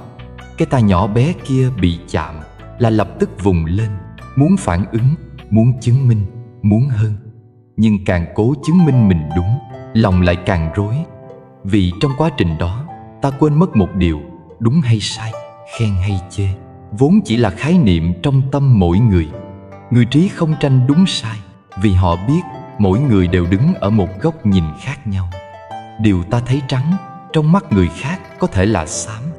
điều ta cho là tốt trong hoàn cảnh khác có thể là hại. Đúng sai, thiện ác đều không tuyệt đối. Nhưng khi ta chấp vào cái ta quên mất tính tương đối ấy. Ta muốn cố định mọi thứ theo ý mình. Và chính lúc ấy, nghiệp khởi. Cái ta giống như một căn phòng chật hẹp, còn thế giới là bầu trời rộng lớn. Khi ta ở trong căn phòng ấy, ta chỉ thấy bức tường quanh mình, không thấy được bầu trời. Mỗi lời nói, mỗi hành động của người khác đều chạm vào bức tường ta ấy, khiến nó rung lên, khiến ta phản ứng. Chỉ khi bước ra khỏi căn phòng, ta mới nhận ra mọi thứ vốn chẳng đáng để bận lòng đến vậy. Người đời thường nói tôi đúng, họ sai. Nhưng thật ra khi còn phân biệt như thế là tâm đã bất an rồi. Bởi cái đúng ấy làm ta thấy mình cao hơn, và cái sai kia khiến ta nhìn người khác thấp đi. Mà hễ có cao thấp, lập tức có hơn thua. Tâm liền động, nghiệp liền sinh. Chẳng phải Phật từng dạy, nếu còn thấy có người để thương, có kẻ để ghét, thì lòng chưa thật từ bi sao? Buông cái ta không có nghĩa là phủ nhận bản thân. Ngược lại, đó là lúc ta thấy rõ bản thân hơn bao giờ hết. Vì khi không bị cái ta che mờ, ta mới nhìn thấy chân tâm, vốn trong sáng, rộng rãi, không chấp, không sợ, không cần chứng minh. Giống như mặt nước khi lặng mới có thể phản chiếu cả bầu trời. Có một câu chuyện xưa kể rằng, một người tu trẻ đến hỏi vị thiền sư: thưa thầy, làm sao để con đạt được bình an? Thiền sư đáp: con bỏ cái tôi đi. Người trẻ lại hỏi: nhưng nếu con bỏ cái tôi, ai sẽ tu? Ai sẽ đạt được bình an? Thiền sư mỉm cười: chính cái hỏi ấy là gốc của bất an. Khi không còn người muốn được bình an tự hiện. Trong đời, ta thường khổ không phải vì chuyện lớn, mà vì cái ta quá lớn. Ai nói trúng lòng tự ái, ta giận. Ai làm khác ý, ta bực. Ai không đồng ý, ta thấy bị xúc phạm. Mỗi lần như thế, ta tự nhóm một ngọn lửa trong lòng, đốt mình trong im lặng. Người khác có thể quên lời họ nói, nhưng ta thì giữ mãi trong tâm, như cất một hòn than nóng trong túi áo. Đến khi nó thiêu rụi tim mình, mới biết đáng lẽ chỉ cần đặt nó xuống từ lâu rồi. Phật từng dạy, tất cả khổ đau đều sinh từ chấp ngã. Khi không còn cái ta, không còn người để thương, không còn kẻ để ghét, chỉ còn một dòng chảy của nhân duyên. Có đến, có đi, có hợp, có tan, nhưng tâm vẫn như nước lặng. Còn khi ta nói của tôi, cho tôi, vì tôi, là đang dựng lên hàng rào ngăn cách giữa mình và thế giới. Khi có hàng rào là có va chạm. Khi không còn hàng rào, mọi thứ đều dung hòa. Buông chấp vào cái ta không phải một sớm một chiều, mà là cả một hành trình quán chiếu. Mỗi khi tâm động, hãy tự hỏi cái gì đang bị đụng. Nếu là cái ta, hãy mỉm cười, vì biết được nó đang khởi là ta đã bắt đầu tỉnh. Hãy nhìn cái ta ấy như đứa trẻ bướng bỉnh, không cần đánh mắng, chỉ cần ôm lấy nó bằng sự hiểu biết. Khi được soi sáng bởi chánh niệm, cái ta dần tan, lòng dần nhẹ. Người đạt đạo không phải người không còn ta, mà là người không còn bị ta điều khiển. Họ vẫn sống, vẫn nói, vẫn làm, nhưng trong từng hành động không có dấu vết của hơn thua. Họ làm vì việc cần làm, không vì cái danh. Họ nói vì cần nói, không vì muốn được nghe. Họ vui không vì được khen, và buồn cũng chẳng vì bị chê. Đó là tự do thật sự. Khi ta buông cái ta bắt đầu nhìn người khác bằng ánh mắt bình đẳng. Không còn thấy ai hơn, ai kém. Không còn thấy cần chứng minh, không còn thấy cần nắm giữ điều gì. Khi ấy, mọi thứ trở nên đơn giản. Mỗi cuộc gặp là duyên, mỗi chia tay là kết. Mỗi người đến đều là thầy, mỗi việc xảy ra đều là bài học. Thế gian đầy những sóng gió, nhưng gió không thể làm nghiêng ngọn núi. Người có tâm không chấp, dù bị khen chê, vẫn không động. Vì họ biết lời nói của người khác chỉ là gió, còn tâm mình mới là gốc. Một khi gốc vững, gió có mạnh đến đâu cũng chỉ thổi qua mà thôi. Buông chấp vào cái ta không phải mất đi bản ngã, mà là trở về với chân ngã, phần trong sáng, thuần tịnh trong mỗi người. Khi ta sống bằng chân ngã ấy, lòng từ bi tự nhiên sinh. Khi nhìn thấy ai khổ, ta không còn phán xét, chỉ còn thương. Khi thấy ai sai, ta không còn trách, chỉ muốn giúp họ hiểu. Khi thấy ai hơn mình, ta không còn ganh, chỉ thấy vui. Cái ta giống như một đám mây che mặt trời. Mây tan, ánh sáng hiện. Chẳng cần tìm ánh sáng ở đâu, chỉ cần buông mây. Cũng vậy, chẳng cần đi tìm bình an, chỉ cần buông cái ta. Khi ta không còn bám vào hình tướng, vào danh, vào khen, vào chê, tâm tự nhiên an. Một niệm buông cái ta, muôn nghiệp tan như sương sớm. Khi ấy, ta nhìn đời bằng con mắt của người tỉnh thức, thấy ai cũng đáng thương, việc gì cũng đáng học, và mọi khổ đau đều chỉ là bóng tạm của vô minh. Trong lòng không còn ai để thắng, cũng chẳng còn ai để thua. Chỉ còn một dòng bình yên lặng lẽ chảy qua đời. Thế gian vốn đầy sóng gió, bỗng trở nên tĩnh lặng. Lòng người vốn nặng trĩu, bỗng nhẹ như mây. Đó chính là lúc ta thật sự chạm đến hương vị của tự do, là nơi không còn ta đúng, người sai, chỉ còn sự bình yên của một tâm biết mỉm cười giữa vạn biến vô thường. Có một điều nghịch lý mà con người suốt đời không nhận ra. Càng cố nắm giữ nhiều, lại càng cảm thấy thiếu. Càng chạy theo vật chất, danh vọng, lại càng thấy tâm trống rỗng. Cái khổ ấy không đến từ thiếu thốn thật sự, mà từ lòng tham không đáy. Phật dạy, nghiệp khởi từ tham, vì khi tâm tham là tâm bất an. Một niệm muốn hơn người, muốn nhiều hơn hôm qua, muốn nắm giữ cái vốn chẳng thể giữ, đó chính là lúc nghiệp bắt đầu đâm chồi. Tham không chỉ là tham tiền, tham của, còn có tham tình, tham danh, tham quyền, tham lời khen, thậm chí là tham được bình an, tham được giác ngộ. Bất cứ khi nào tâm còn mong cầu là còn thiếu, mà đã thiếu thì chẳng thể an. Người biết đủ, dù bữa cơm chỉ có rau dưa, vẫn thấy ấm. Người không biết đủ, dù vàng bạc chất đầy, lòng vẫn lạnh. Vì một bên sống trong cảm ơn, còn một bên sống trong thiếu thốn. Có người nói biết đủ là triết lý của kẻ an phận. Nhưng thật ra biết đủ không phải là dừng lại, mà là hiểu rằng mọi thứ trên đời đều vô thường, có được hay mất cũng chỉ là duyên. Biết đủ không phải không phấn đấu, mà là biết rõ ranh giới giữa phấn đấu và tham cầu. Khi làm việc, ta hết lòng. Khi nhận quả, ta biết ơn. Khi mất đi, ta mỉm cười. Đó mới là trí tuệ của người tỉnh. Người đời thường lầm tưởng hạnh phúc đến từ việc có nhiều hơn. Nhưng thật ra, hạnh phúc đến từ việc cần ít đi.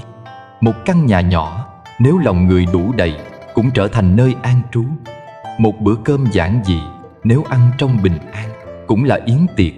Trong khi đó, người không biết đủ, dù có cả thế giới trong tay, vẫn thấy thiếu. Vì cái họ tìm là một cảm giác trọn vẹn, mà thứ đó không đến từ bên ngoài. Ngày xưa, có một vị vua rất giàu.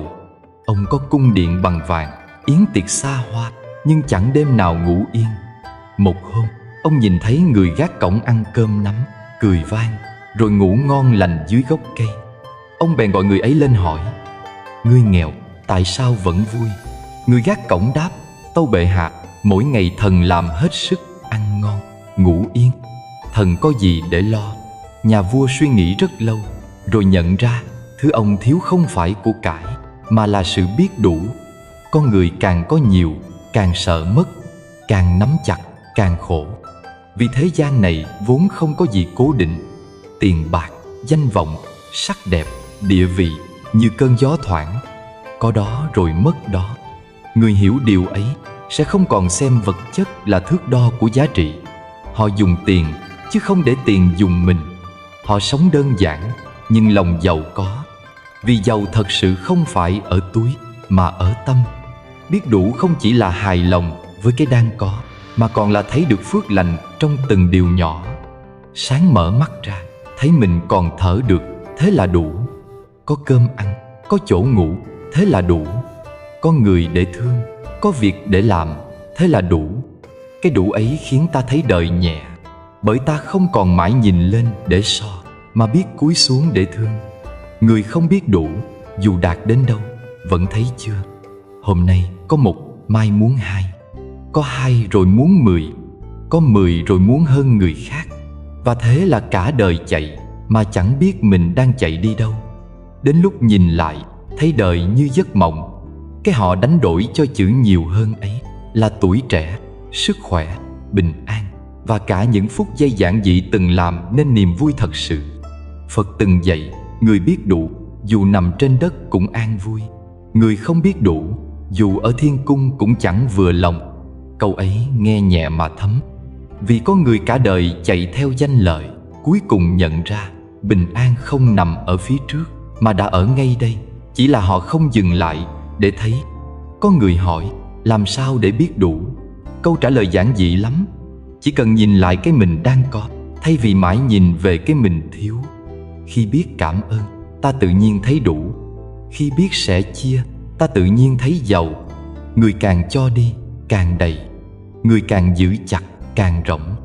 Vì của cải chỉ thật sự thuộc về ta khi nó được dùng để tạo niềm vui và an lành, không phải để nuôi lòng tham. Hãy thử một ngày không so sánh, không đòi hỏi, không mong cầu, chỉ nhìn cuộc đời như nó vốn là. Sẽ thấy cơn gió cũng đẹp, ánh nắng cũng đủ, tiếng chim cũng đủ khiến lòng mềm đi. Khi tâm đủ, mọi thứ quanh ta đều hóa diệu kỳ. Có người từng nói, hạnh phúc không nằm ở chỗ ta có bao nhiêu, mà ở chỗ ta cần bao nhiêu. Nếu một người luôn thấy mình thiếu, thì cả đời chẳng đủ. Nhưng nếu người ấy có thể mỉm cười và nói, thế này là đủ rồi, thì ngay khoảnh khắc đó, họ đã là người giàu nhất. Lòng tham giống như cái giếng không đáy, dù đổ vào bao nhiêu, vẫn trống. Còn lòng biết đủ giống như hồ nước tĩnh, dù chỉ vài giọt mưa cũng làm đầy. Khi biết đủ, ta không còn sợ mất, không sợ người khác hơn mình, không ganh tị, không oán trách. Vì ta hiểu mỗi người có một phước riêng, một hành trình riêng. So sánh chỉ khiến tâm bất an. Người biết đủ sống chậm hơn, lặng hơn. Họ ít nói, ít tranh, ít mong cầu. Nhưng trong ánh mắt họ có một thứ mà người khác khó có. Đó là sự mãn nguyện. Họ không cần chứng minh điều gì, không cần ai tán dương. Mỗi ngày chỉ sống với lòng biết ơn. Mỗi việc đến, đón nhận. Mỗi việc đi, buông xuống. Cuộc đời vì vậy mà an nhiên. Biết đủ không phải là dừng mơ ước, mà là hiểu rằng hạnh phúc không nằm ở đích đến, mà ở hành trình. Mỗi bước đi, nếu biết đủ, đã là hạnh phúc. Còn nếu chưa đủ, thì dù đến đích, vẫn khổ. Khi tâm biết đủ, tham không còn, sân tự tan, si cũng không chỗ trụ. Bởi gốc của ba độc ấy đều từ lòng thiếu. Thiếu tình nên tham ái, thiếu công bằng nên sân hận, thiếu hiểu biết nên si mê. Khi thấy mình đủ thì đâu còn gì để đòi, để giận, để mê. Có người nghèo tiền mà giàu lòng, có người giàu của mà nghèo tâm. Người nghèo tiền vẫn có thể vui nếu biết đủ. Người giàu của vẫn có thể khổ nếu chưa thấy đủ. Nên giàu hay nghèo không ở bên ngoài mà ở bên trong. Đời sống này không cần phải nhiều, chỉ cần trọn. Không cần phải hơn ai, chỉ cần yên với chính mình. Khi ta biết đủ, lòng nhẹ như mây. Còn khi không biết đủ, dù leo lên đỉnh cao nhất, vẫn thấy thiếu một bước. Biết đủ không phải là điều dễ, nhưng là con đường duy nhất dẫn đến bình an. Mỗi ngày chỉ cần nhắc mình, thế này là đủ rồi. Câu nói nhỏ ấy có sức mạnh lớn hơn mọi lời cầu nguyện, vì nó khiến lòng dừng lại. Và khi lòng dừng, khổ liền tan. Người biết đủ, dù sống giữa chợ đời ồn ào, vẫn tĩnh như thiền. Dù gặp nghịch cảnh, vẫn giữ được nụ cười. Vì họ không chạy theo, cũng không trốn tránh. Họ hiểu rằng có được hay mất đều là duyên, nên không cưỡng cầu. Khi biết đủ, ta mới thật sự tự do. Vì chẳng còn gì để giành, chẳng còn gì để sợ. Tâm không còn khát cầu, trí sáng lên. Mỗi bước đi là một đóa sen nở, mỗi hơi thở là một niềm vui lặng lẽ. Và khi ấy, ta mới hiểu lời Phật dạy, biết đủ là giàu nhất. Có một điều lạ lùng mà con người ít khi chịu nhận ra. Đó là mọi khổ đau trong đời thật ra không đến để trừng phạt, mà đến để dạy ta điều gì đó. Mỗi nỗi khổ là một vị thầy, mỗi giọt nước mắt là một bài học. Phật từng dạy không khổ, sao ngộ. Vì chỉ khi khổ, con người mới chịu dừng lại, mới chịu nhìn vào chính mình, mới chịu lắng nghe tiếng nói thật của tâm. Nếu đời toàn thuần cảnh, có lẽ chúng ta mãi rong ruổi trên con đường ảo tưởng, tự cho mình hiểu đời, mà thật ra chưa từng hiểu được một chữ tâm. Khổ là tấm gương phản chiếu tâm mình. Khi một chuyện khiến ta đau, là vì bên trong ta có chỗ chưa lành. Người khác nói một câu mà ta nổi giận là vì lòng ta chưa an. Gặp chuyện không như ý mà bất mãn là vì ta còn dính mắc. Khi thấy người khác thành công mà ganh là vì ta thiếu tự tin. Khổ không nằm ở hoàn cảnh mà nằm ở cách ta nhìn. Có người cùng một nỗi đau lại hóa thành cơ hội để trưởng thành. Có người lại vì nó mà oán trời trách người, tự giam mình trong hận thù. Cùng một cơn mưa, kẻ ướt áo, người ngắm hoa, chỉ khác nhau ở tâm. Người đời thường sợ khổ, trốn khổ, nhưng càng trốn, khổ càng đuổi theo. Bởi khổ không phải là thứ bên ngoài, mà là bài học bên trong. Khi ta không học xong, nó sẽ đến lại dưới một hình thức khác. Có người từng bị phản bội, đau đớn đến tan nát, nhưng sau đó lại gặp một người khác cũng khiến họ tổn thương tương tự. Không phải đời ác, mà vì họ chưa học được bài học buông dính mắc. Có người từng mất mát tiền bạc, lại tiếp tục sa vào con đường đó. Không phải vì nghiệp nặng, mà vì họ chưa tỉnh ra khỏi lòng tham. Khổ sẽ lặp lại cho đến khi ta thật sự hiểu. Nhìn khổ bằng con mắt tuệ, sẽ thấy nó là ân sư. Vì chính trong những ngày cùng cực nhất, con người mới nhận ra điều gì thật sự quý. Khi khỏe mạnh, ít ai nhớ đến thân. Khi bệnh, mới thấy từng hơi thở quý giá. Khi còn đủ đầy, ít ai biết cảm ơn. Khi mất, mới biết từng điều nhỏ, từng là phước. Có người nói, khổ khiến họ mất hết. Nhưng thật ra, khổ chỉ lấy đi những gì không thật. Còn lại là bản chất chân thật của ta. Đó là giản dị, trong sáng, khiêm cung và từ bi hơn. Có những người đi qua khổ mà trở nên cay nghiệt, nhưng cũng có những người đi qua khổ mà trở nên hiền lành, bao dung. Cùng là ngọn lửa, một bên thiêu rụi, một bên luyện vàng. Người hiểu đạo biết dùng khổ để rèn tâm. Khi bị người hại, họ học được tha thứ. Khi bị hiểu lầm, họ học được lặng im. Khi mất mát, họ học được vô thường. Khi cô đơn, họ học được tựa vào chính mình. Mỗi khổ đau là một bài luyện tâm, giúp ta bớt sân, bớt si và hiểu sâu thêm một tầng về nhân quả. Phật chưa từng dạy rằng tu hành là tránh khổ. Ngài dạy tu là nhìn thấu khổ. Vì khi nhìn thấu, khổ không còn. Giống như người đi trong bóng tối, nếu bật đèn lên thì bóng tối tự tan. Khổ cũng vậy. Khi ta có trí tuệ để hiểu nguyên nhân, nó sẽ không còn sức làm ta đau. Khi hiểu rằng khổ là kết quả của nghiệp cũ, ta không còn trách ai. Khi hiểu rằng khổ là bài học để mở tâm, ta không còn sợ. Tâm chuyển, cảnh đổi. Một người từng khổ nhiều nhưng biết nhìn sâu, sẽ dần cảm thấy biết ơn khổ. Vì nhờ nó mà mình trở thành người khác, như bình tĩnh hơn, sâu sắc hơn và hiền hơn. Có một câu chuyện xưa kể rằng, một người học trò than với thầy rằng cuộc đời quá bất công, rằng tại sao mình làm bao nhiêu vẫn thất bại, còn người khác lại thành công dễ dàng. Vì thầy chỉ mỉm cười, rót nước vào ly của học trò, đến khi tràn ra ngoài mới dừng lại. Rồi ông nói, ly này giống như lòng con, khi đầy oán than, làm sao chứa được nước an lành. Người học trò lặng đi. Từ hôm đó, cậu thôi than trách, chỉ tập quan sát từng khổ đau như một người đứng ngoài nhìn sống. Dần dần, những việc khiến cậu đau lại hóa thành bài học.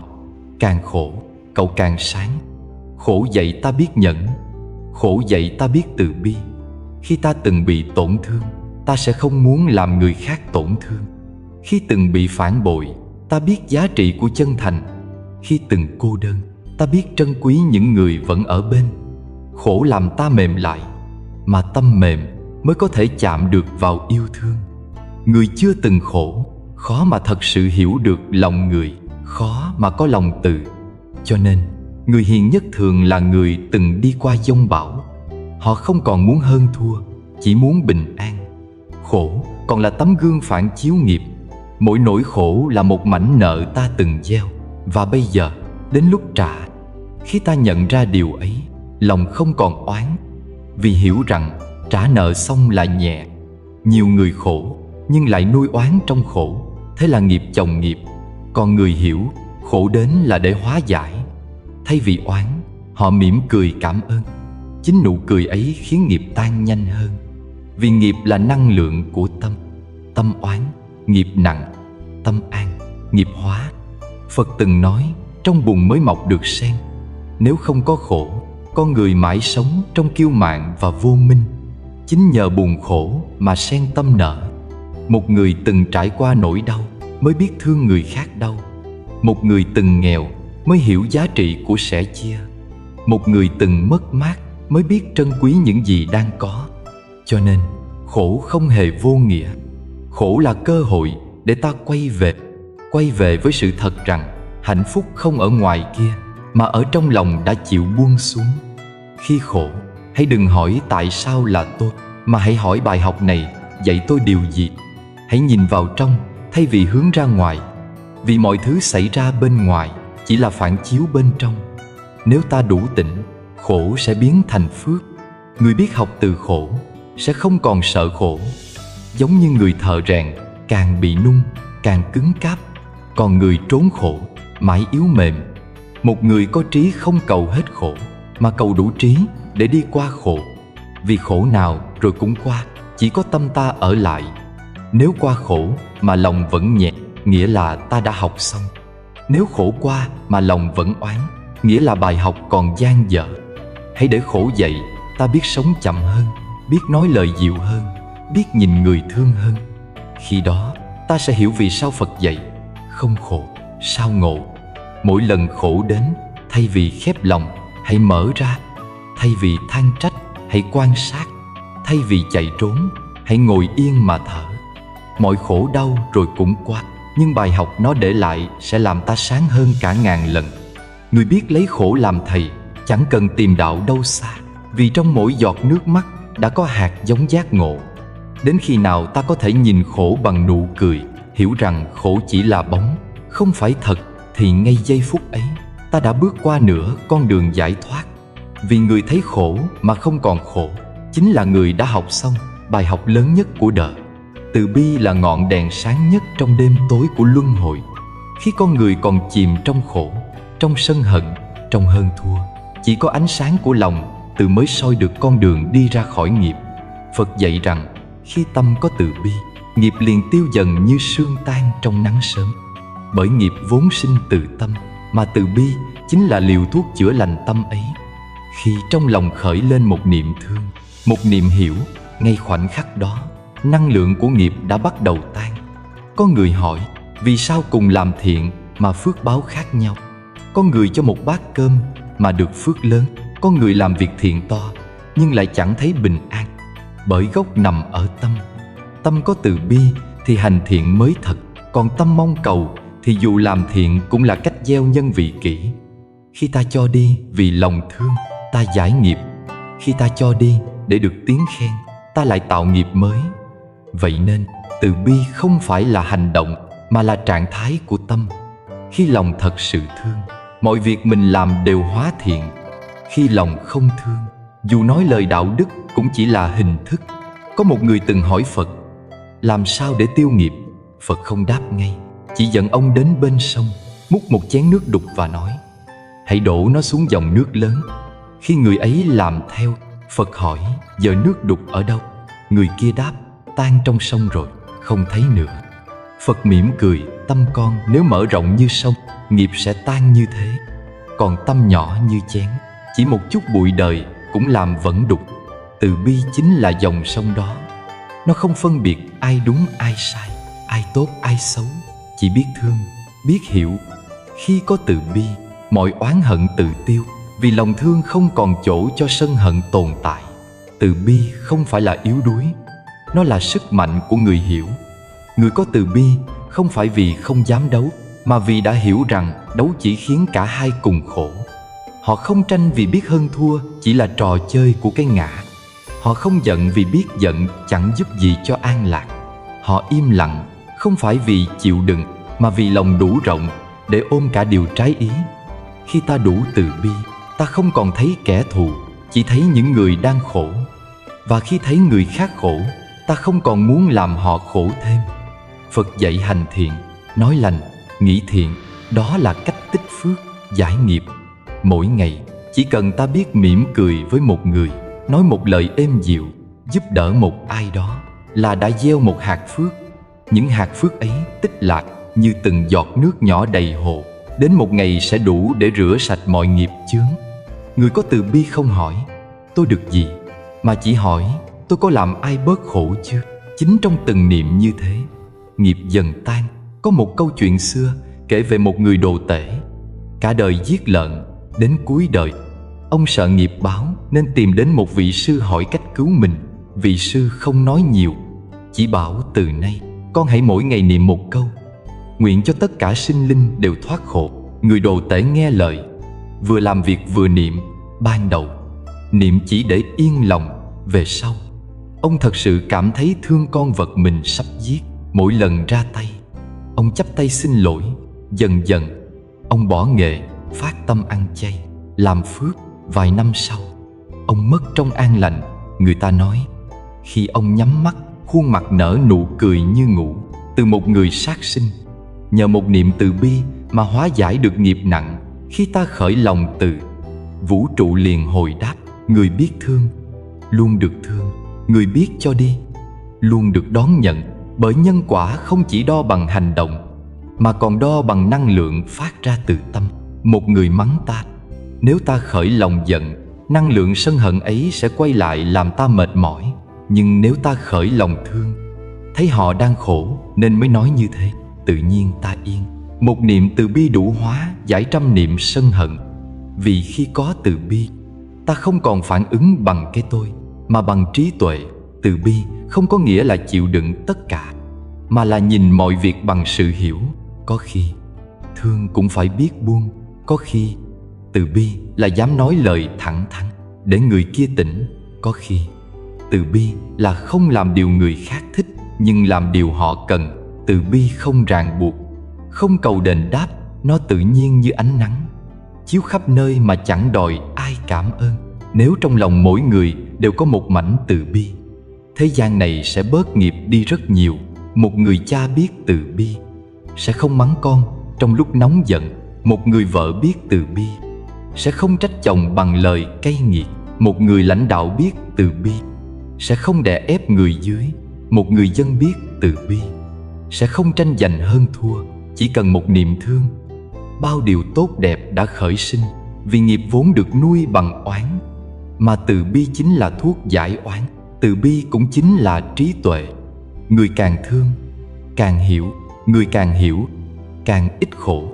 Khi ta nhìn thấy người khác làm sai mà không vội phán xét, ta đang gieo hạt hiểu. Khi ta nhìn người từng làm mình tổn thương mà không oán, ta đang gieo hạt từ hai hạt ấy. Một ngày sẽ nở thành hoa an lạc trong tâm. Và khi trong lòng đầy hoa ấy, nghiệp nào còn chỗ mà bám. Nhiều người hỏi, làm sao để mở lòng từ bi? Câu trả lời giản dị lắm.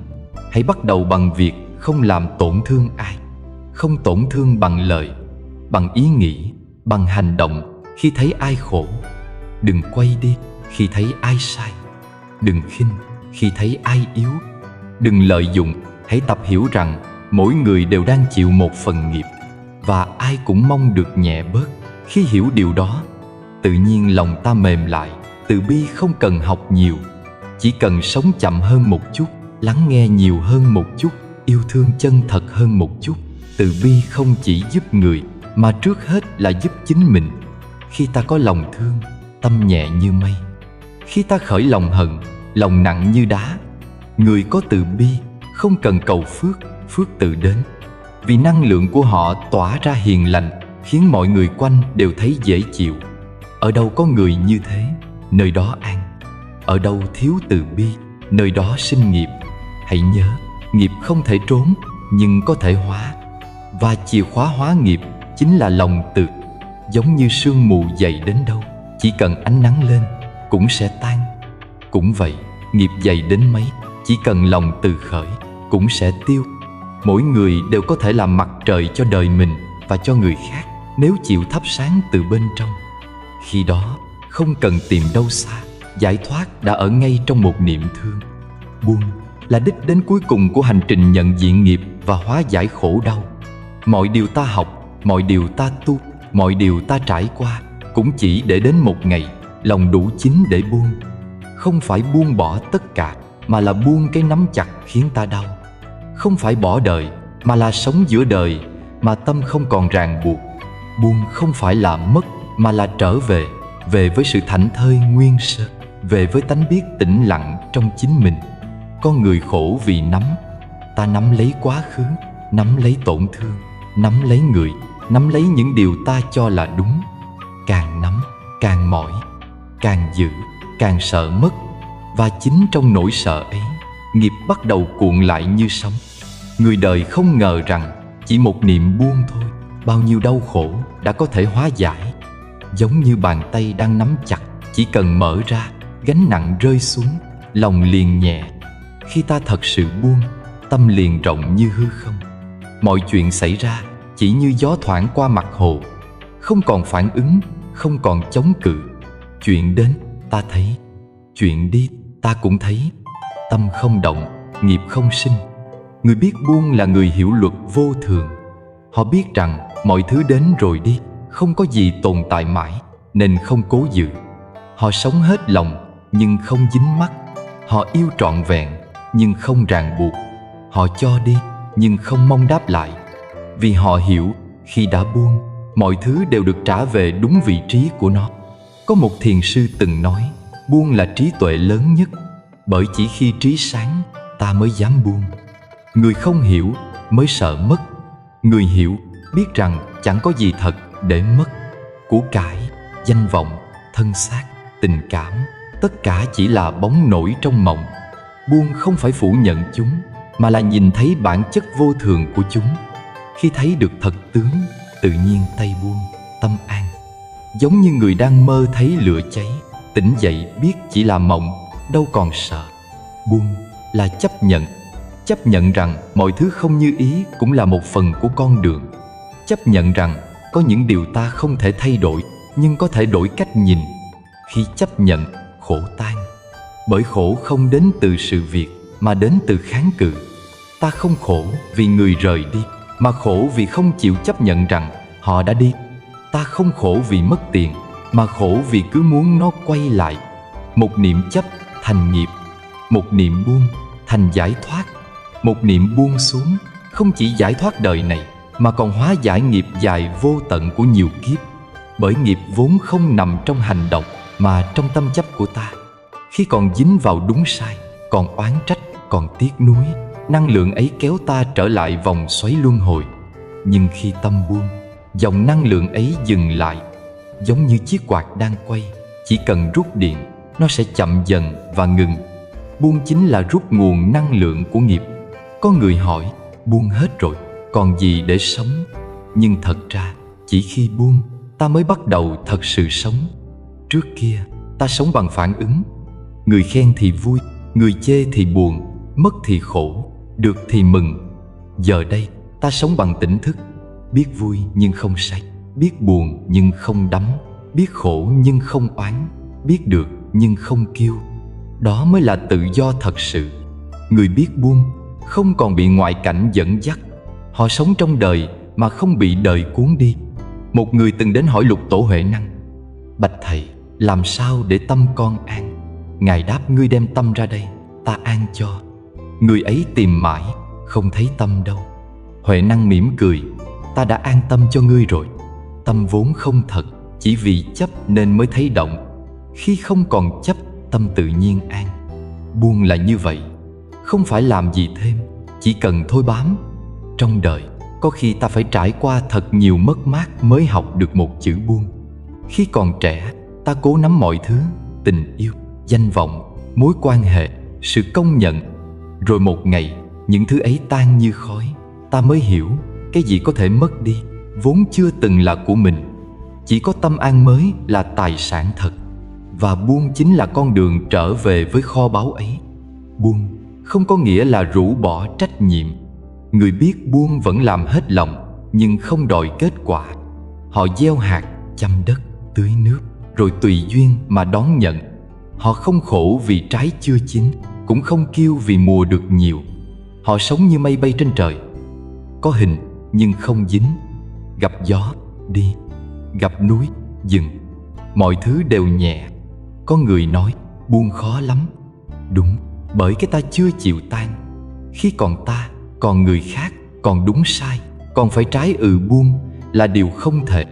Nhưng khi thấy mọi pháp đều duyên sinh, ta hiểu rằng không có ta để buông, cũng chẳng có gì để mất. Khi đó, buông không còn là nỗ lực mà là tự nhiên. Giống như hoa rụng khi gió đến, chẳng cưỡng, chẳng níu. Khi tâm đã thật sự buông, người ấy bước đi nhẹ như gió. Gặp khen, không mừng. Gặp chê, không buồn. Gặp được, không tham. Gặp mất, không sầu. Họ mỉm cười giữa đời, vì biết mọi thứ chỉ là tạm dừng trong một giấc mộng dài.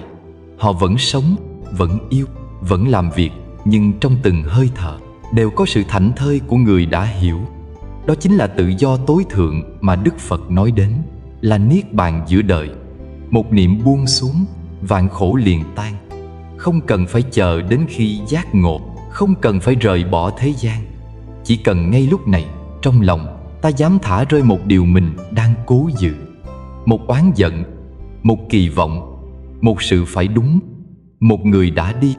Khi buông điều đó, ta sẽ thấy không khí xung quanh nhẹ hơn, hơi thở sâu hơn, và lòng bình yên như mặt nước trong. Cuối cùng, buông không phải là kết thúc mà là khởi đầu. Bởi khi ta buông, ta trở về với chính mình, không còn bị quá khứ níu, không còn bị tương lai dọa. Chỉ còn hiện tại, trong sáng, tĩnh lặng. Giống như sau cơn mưa, bầu trời sạch, chỉ còn ánh nắng. Lòng người sau khi buông cũng vậy, trong trẻo, mênh mang và đầy tự do. Buông một niệm, đời liền nhẹ. Buông một đời, tâm liền sáng. Và chính trong sự sáng ấy, nghiệp tan như sương mai, khổ rơi như lá cuối mùa. Đời người tựa như làn sương mai khẽ đậu trên ngọn cỏ. Mới đó, trong veo, lung linh dưới ánh nắng sớm. Rồi chỉ một hơi thở, sương tan, cỏ khô, ngày trôi đi lặng lẽ. Còn nghiệp lại như dòng sông dài miên man chảy mãi qua bao mùa, bao kiếp, chẳng biết đâu là bến dừng. Ta đến nhân gian, mang theo hành trang là nghiệp. Ta rời nhân gian, cũng chỉ mang theo chính nó mà đi. Nghiệp không thể xóa, nhưng có thể chuyển. Bằng tu tâm, bằng sửa mình, bằng cách sống thiện, ta khiến dòng chảy ấy bớt đục, bớt xiết, hóa hiền hòa như nước ru giấc mộng trưa hè. Nếu nói cuộc đời là một giấc mộng, thì mỗi suy nghĩ, mỗi hành động, mỗi lời nói chính là những nét vẽ trong mộng ấy. Tâm ta vẽ gì, đời ta trở thành thế ấy. Khi tâm thiện, cảnh liền lành. Khi tâm nhiễu, cảnh liền rối. Cho nên, không cần đi đâu xa, chỉ cần quay về mà soi lại chính mình. Mỗi ngày, tĩnh lặng vài phút, ngồi trong yên ả, lắng nghe tiếng lòng. Hỏi nhẹ một câu, hôm nay ta đã gieo gì? Một lời nói có khiến ai đau không? Một suy nghĩ có khiến ta khổ thêm không? Một hành động có gieo thiện lành hay tổn hại không? Thật ra, con đường giải thoát không nằm đâu ngoài đời. Nó nằm trong từng khoảnh khắc khi ta biết dừng lại, nhìn sâu vào chính mình. Nằm trong mỗi niệm khi ta chọn yêu thương thay vì oán giận. Nằm trong mỗi lần ta nhẫn nhịn thay vì hơn thua. Nằm trong mỗi khi ta hiểu ra rằng người kia cũng chỉ là một kẻ đang khổ giống ta. Giải thoát không phải là một cõi khác, mà là trạng thái của tâm khi nó không còn bị giam trong lưới của chấp, sân, si. Một niệm thiện có thể đổi hướng cả đời. Một niệm buông có thể làm tan nghiệp của nhiều kiếp. Vì thế, đừng xem nhẹ một suy nghĩ nhỏ. Khi ta khởi một niệm thương, thế giới đã dịu lại một phần. Khi ta khởi một niệm giận, thế giới liền chao đảo. Cuộc đời này vốn dĩ là tấm gương phản chiếu tâm ta. Mỉm cười thì thấy hoa nở, cau mày thì thấy giông mưa. Tất cả đều từ tâm mà ra. Người biết tu không phải là người chỉ ngồi thiền nơi tỉnh thất, mà là người giữa chợ đời vẫn giữ được lòng không động. Họ không tránh khỏi bão, nhưng biết cách đứng vững trong bão. Không ai có thể chọn được số phận, nhưng ai cũng có thể chọn cách sống. Mỗi sáng mở mắt, hãy chọn một niệm lành. Mỗi tối trước khi ngủ, hãy buông đi một điều nặng. Chỉ cần thế thôi, nghiệp xưa sẽ nhẹ dần, tâm nay sẽ sáng dần. Có những vết thương không thể xóa, nhưng có thể hóa. Có những sai lầm không thể quên, nhưng có thể dùng làm bài học để đi tiếp. Khi ta biết dừng lại, khi ta biết thở sâu, khi ta biết buông, thì nghiệp cũng dừng, cũng lắng, cũng tan. Giống như mặt hồ bị gió lay, Chỉ cần gió lặng, nước tự trong. Giữa đời vô thường, xin người học cách buông xuống. Đừng tranh với đời, vì đời vốn chẳng có ai thắng. Đừng giành với người, vì mọi được mất đều sẽ hóa thành cát bụi. Đừng oán với mình, vì chính ta là người đang cần được thương nhất. Hãy học cách thả lỏng đôi tay, mở rộng tấm lòng, để gió đi qua mà không vướng, để nắng chiếu vào mà không lóa. Khi lòng đã an, nghiệp không còn trói. Khi tâm đã sáng, khổ không còn tên. Cái gọi là giải thoát không phải là rời bỏ nhân gian, mà là đi giữa nhân gian bằng tâm không bị ràng buộc. Đi mà không vướng, sống mà không sợ, thương mà không cầu, cho mà không tiếc. Đó chính là con đường của tự do. Một niệm an chính là khởi đầu của vạn kiếp bình yên. Khi trong lòng có ánh sáng, bóng tối tự nhiên lui. Khi trong lòng có từ bi, nghiệp tự nhiên tiêu. Khi trong lòng có sự tĩnh lặng, thế giới liền trở nên hiền hòa. Con đường giải thoát không ở đâu xa, nó nằm ngay trong khoảnh khắc này. Khi ta dừng lại, hít một hơi thật sâu, mỉm cười mà buông xuống tất cả. Vì rốt cuộc, đời người chỉ là một chuyến đi ngắn ngủi giữa hai nhịp thở. Còn nghiệp là dấu chân ta để lại. Đi bằng tâm lành, dấu chân hóa sen. Đi bằng sân hận, dấu chân hóa gai. Chỉ cần một niệm đổi thay, con đường trước mặt liền sáng. Một niệm buông xuống, vạn khổ liền tan. Và ngay trong phút giây ấy thì ta đã chạm vào bờ giải thoát. Nếu những lời Phật dạy này chạm đến trái tim bạn, chúng tôi hy vọng rằng các bạn sẽ bấm nút đăng ký kênh Triết Cổ Nhân để mỗi ngày nghe nhiều bài pháp hay từ những lời dạy của Đức Phật. Cảm ơn các bạn đã xem. Chúc mọi người luôn bình an và hạnh phúc. Chào tạm biệt các bạn. Hẹn gặp lại các bạn trong nội dung tiếp theo.